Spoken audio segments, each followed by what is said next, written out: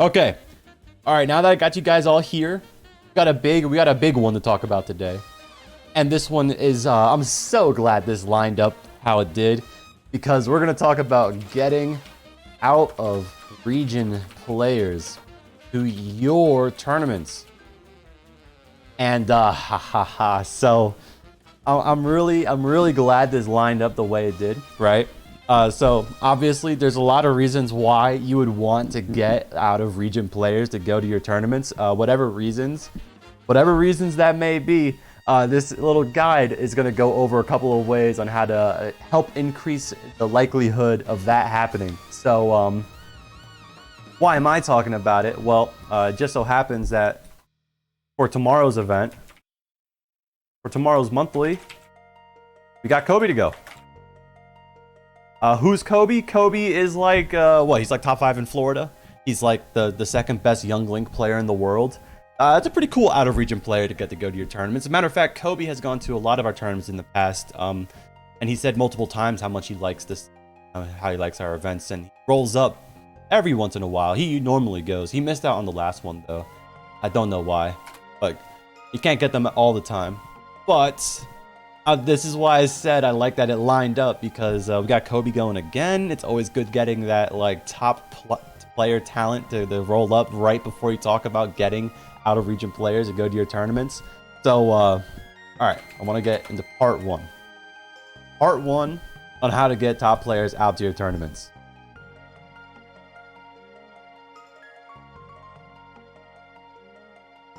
There it is.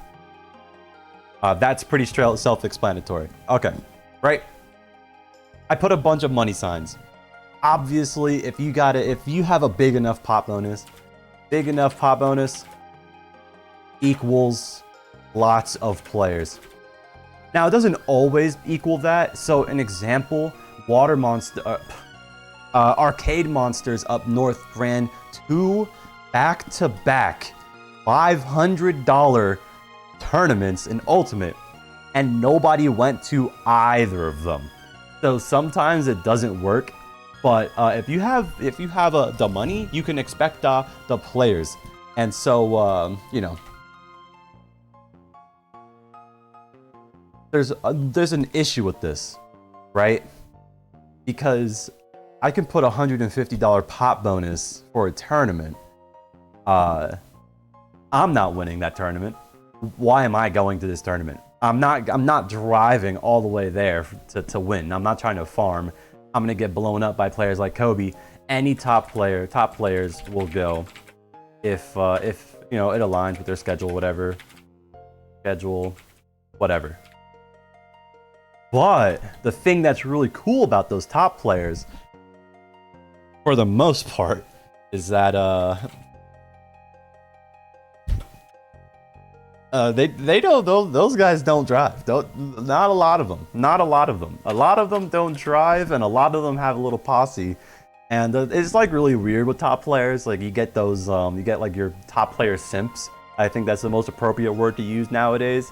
But people, like a lot of top players just don't drive. Whatever, they're focused. A lot of them are younger because we're playing Ultimate, whatever. They don't drive, or they don't like driving alone, and so they bring like their crew. And sometimes, things are marketed the right way. People want to see like smaller players go out, and the more competitive people want to play against those better players. But for the most part, mid-level players are better because we drive. See, that's facts. Yeah, see, the better at the game you do, the worse of a driver you become, I'm convinced. Or like, I don't know, there's like this weird thing with top players. They get like the Simp Mobile, and so like their best friend or whatever just drives them everywhere. It happens. It just happens. I would say a good pop bonus would start normally at around like $100 to make it worthwhile going out, and then you have to kind of like how much are you gonna charge people for coming in, right? So for our monthlies for Ultimate, it's $10 to enter Ultimate, which is a little bit on the pricey end, but we're in 2022 now, and things are expensive, so oh well. But yeah, a good pop bonus starts around $100, and depending on what you charge your entry, you can get away with a small bracket like 15 people. You still have $250 in a pop bonus. So that works. And yeah, once top player goes out, the people that drive them will go out, and then the people that want to beat them will go out to those tournaments too. And so part one is all about just having a lot of money to just kind of dump at the issue. But sometimes you don't have just money to solve the problem, right? So how do you actually get people to come out to your tournaments, right? Here it is. Oh, I don't know how to spell. Relationships with out-of-region players. So, for example, I was part of BCM at first, right? Brevard County Melee. I would drive up north like every other week to go enter a tournament. So, it takes a long time. It takes a bit. It takes a bit to build a relationship with people. Especially if you're out of region, and especially if you're like a video game player. So people like to click up, as they say, but you know, you go out enough, you get to start to learn your names, you get to get out to more people. And the reason why this is important is because then be like, hey, BCM had the cook-off? Yes, BCM had the cook-off. I think I had like 2 of them. And, dang, I lost my train of thought. So, it takes a minute to build relationships, but like once you do, you get to say things like, hey, come through, I'm running this tournament here. The cook-off is a great example. So Dirtian's cook-off got talent from like Tampa. Guy's name was Tempo. I'm pretty sure he was from Tampa. It got Kuya, got like Orlando, and it got players as far south as Port St. Lucie, and Dirtian's in Cocoa Beach. So like he had people from basically all of Florida come out to his tournaments. Why? Because Dirtian like knows a lot of these other players, and like his reputation gets built. It doesn't exactly work if you just inject yourself into a Discord and then post the link. So yeah, it doesn't work just up here and then advertise. It just doesn't work as effectively. Still, you might as well go ahead and do it. Somebody might just be there in the right time. Of course, this is better if you have part 1 money. You can just run it. But yeah, obviously people are going to go to tournaments that they know people there, and that's why being a TO is kind of cool, because you get to guilt trip people into going out to things. Like, you haven't been to Vero in so long, man. Remember when I went to your birthday party last week? Guilt trip works every time. I love it. I've been hitting people with the "this is my birthday" event, and I lean forward at them, and then they freeze up, and I'm like, yeah, it's my birthday. You wouldn't miss out on this tournament, and there's a $150 pot bonus. Ha, say something about it. And then they tell me no anyways. No, but it's all right. This one's doing it pretty well. But to keep on talking about this, right? So obviously, want to join up in their Discord servers. Facebook groups, which I will continue to stand until the end of time, or stand until the end of time. But if you haven't built relationships with them, someone you know has. And this is leveraging people in your community. Bronct is from that area, or I think the best example is Lunala. Lunala invited a couple of people that she went to school with, like Inti the Sun God, and Log. So that's 2 new people. Sebastian is not technically out of region, but she's a good example. A better example would be Gomez FL. Gomez FL is a little bit more talkative than I am normally, and so he actually knows a lot more people out of region than I do. And I think he's usually the one that invites people like Kobe out. So he's a really good reason, or he's a good example of why you should kind of look towards your other friends, because you're doing a lot as a tournament organizer and a community runner. So like, you can't build a relationship with every single human being on the, and for me personally, I think it's like, sometimes I'm like, man, it's whack if I just like keep tabs on the good players that come out. So I kind of want to like build relationships with everybody that I can, and so that's why you know, I also know players like Sega Star, Spiker. I occasionally chat with. Cult is someone who I also know as well, like a refugee, Brevard or something like that. But yeah, you build relationships with out of region players. You could do it by joining their Discord servers and then adding a little bit at a time. You don't have to. You don't have to come off like hello, I'm your friend now. Please come to my tournament. Just exist there for a little bit. Add it up with people because Jack is also a Brevard refugee. We have a couple of those. I'm not going to talk anymore about it. We're going to go to part 3. Part 3. This is how you consistently get people come out. You invite them less often. Invite them only for special events. Brevard just built better. Their water stinks. Anyways, monthlies. Large tournaments. Special events like Thanksgiving or something. Giving tournament. You invite them out to these because nobody's gonna take a 50-minute drive south or north every single week in 2022 where gas is like $7 a gallon. Nobody's gonna do that. And so you just have things once a month and you don't pester them too often. And then when your monthly does come around, you start pestering people for sure. But monthlies. Magic saying doubles, and so the pestering begins. Magic, we'll have doubles just for you. But you gotta talk to Gomez FL about it. Alright. Other things about that, I mean, going into the theme of last one, fundraiser tournaments. That's another example of like a special event.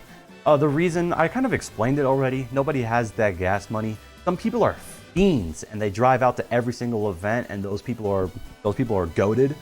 They're probably really passionate, but you're probably not gonna get people to drive out an hour plus every single, unless your tournaments are just going crazy. Like you're the big thing. I don't know. You get like every single day. I don't know. It's like Kanye West just rolls up to this tournament, and then you'll probably get a lot of people to come out every single week because Kanye West, who definitely plays like Sonic.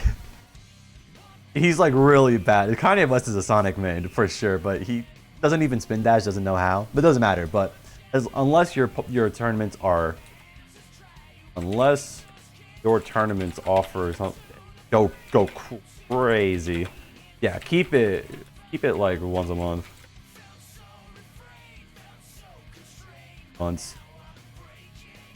And people will make room.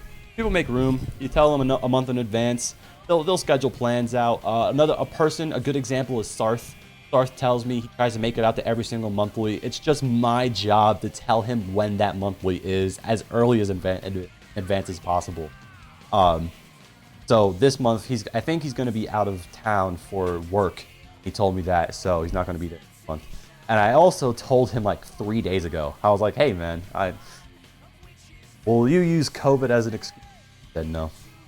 Kanye the Banjo and Kazooie main? You think so?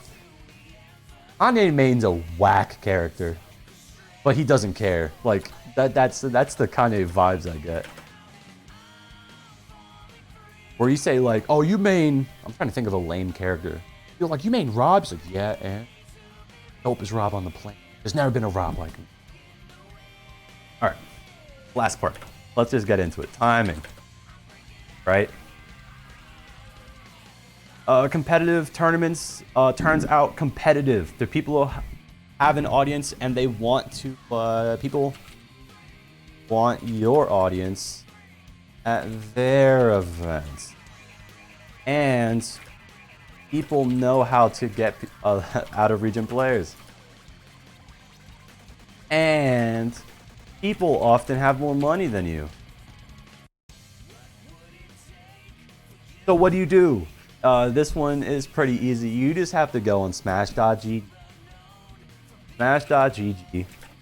Look up tournaments on the day you want to run them.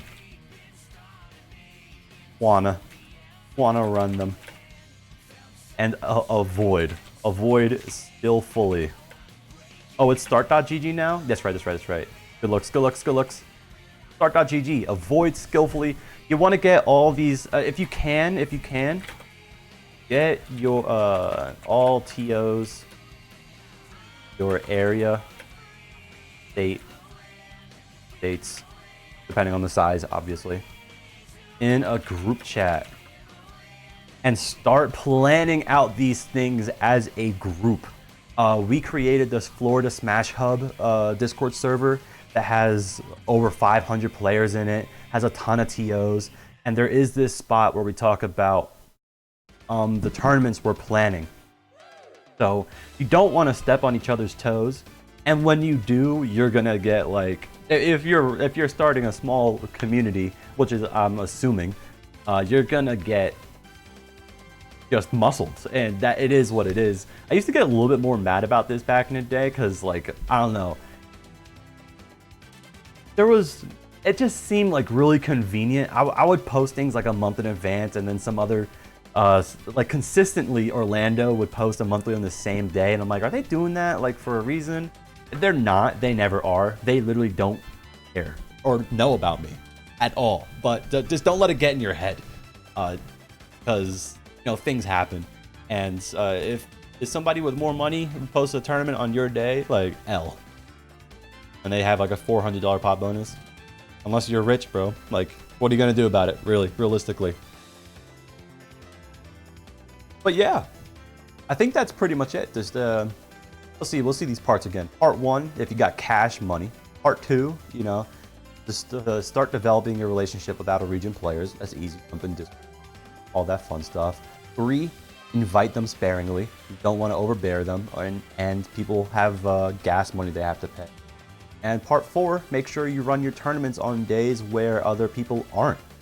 And if you start doing these, part 4, sometimes you just get, sometimes there's nothing you can do about it. But if you start doing all of these, eventually, slowly over time, start running your solid events, and people will start like respecting the events you run. So even if it's something small, I'm sure if you ask people as far south as Miami, like, hey, have you heard about the Vero tournaments? Somebody from Miami will be like, yeah, they do a great job down there, or up there, because Miami's south of us. Psychotics probably, I'm not sure if Psychotics is in chat. Ooh. Psychotics is a big fan. I know he's South Florida. Psychotics is a big fan. Kobe comes out. We get people that they enjoy our tournament, and it allows for a really cool opportunity where you become this like center hub for all these different regions to kind of meet up at occasionally, and when that happens, it's kind of great. But that's pretty much the video for me right now. So if you made it all the way to the end, let me know if you somehow made it to the end here. Leave a comment or something. It's always cool. But other than that, like, comment. I gotta do it, and I'm like legally obligated to. So yeah, do all of that, and have a good day.